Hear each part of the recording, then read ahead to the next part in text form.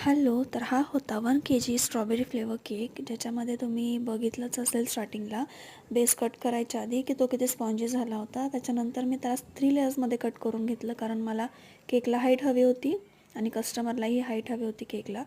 त्याच्यानंतर मी same process करायला घेतली. पहिले शुगर सिरप टाकलं, त्याच्यानंतर स्ट्रॉबेरी क्रश आणि मग नंतर क्रीम. त्याच्यानंतर ती प्रोसेस मी रिपीट केली आणि आदल्या दिवशी मी क्रमकोट करून ठेवला.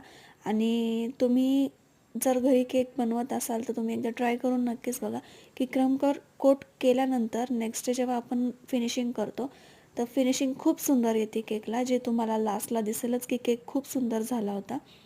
ह्या केकचा त्यांनी मला फोटो पाठवला होता आणि त्यांना सेम केक हवा होता जो बटरफ्लाय थीम होता. आणि एंडला तुम्ही बघा कसं झाला आहे केक. आणि ही डिझाईन तुम्हाला आवडली असेल तर नक्कीच कमेंट करून सांगा आणि सबस्क्राईब करायला विसरू नका. थँक्यू.